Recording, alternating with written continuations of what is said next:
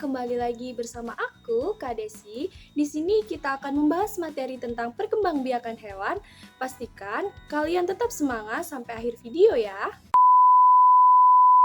Yang kakak bilang di awal bahwa kita akan membahas tentang perkembangbiakan hewan. Kira-kira apa ya tujuan hewan melakukan perkembangbiakan? Yuk kita dengerin penjelasannya. Jadi, tujuan hewan berkembang biak adalah untuk melestarikan jenisnya supaya tidak punah. Ada beberapa cara hewan dalam perkembangbiakan. Yang pertama melalui ovipar, vivipar, dan ovovivipar. Kira-kira apa ya penjelasan dari 3 cara tersebut? Yuk kita simak penjelasannya. Perkembangbiakan hewan dengan cara ovipar atau bertelur. Proses perkembangan hewan melalui cara ovipar atau bertelur adalah embrio yang bertumbuh kembang di dalam telur. Ciri-ciri dari hewan ovipar ini yang pertama, tidak memiliki daun telinga, tidak memiliki kelenjar susu, dan tidak menyusui. Jadi, di sini kakak punya 3 contoh hewan yang berkembang biak secara ovipar atau bertelur. Yaitu yang pertama ada ayam, kemudian ada kura-kura, kemudian ada penguin. Di sini siapa nih yang suka nonton Pororo?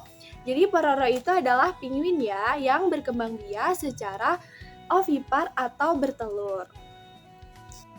Kemudian selain ovipar ada perkembangbiakan secara vivipar. Apa ya vivipar itu? Jadi vivipar adalah perkembangbiakan hewan secara melahirkan atau beranak. Jadi dia nggak bertelur ya teman-teman, tapi dia berkembang biak secara melahirkan. Di sini kakak juga punya contoh 3 hewan yang berkembang biak secara vivipar atau melahirkan. Yang pertama ada kelinci, terus ada kucing, ada gajah. Siapa nih di sini yang suka melihara kucing? Jadi kucing itu berkembang biaknya secara melahirkan ya, nggak bertelur. Nggak ada kan kucing yang bertelur. Jadi kucing itu berkembang biak secara apa? Iya, secara vivipar atau melahirkan. Kemudian kelinci nih, kelinci juga biasanya menjadi hewan peliharaan kesayangan selain kucing ya. Kelinci ini juga berkembang biak secara vivipar atau melahirkan.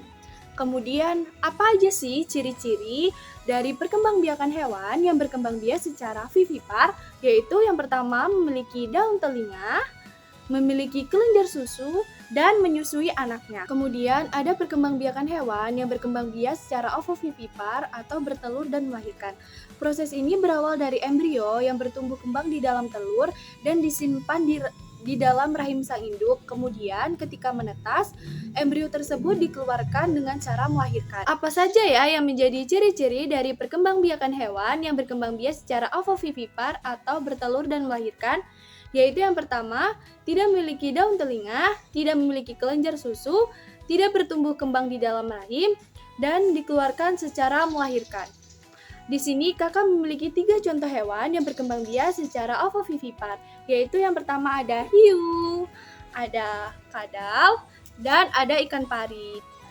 Baiklah, sekian materi dari kakak, semoga bermanfaat bagi teman-teman semua, dan see you next time.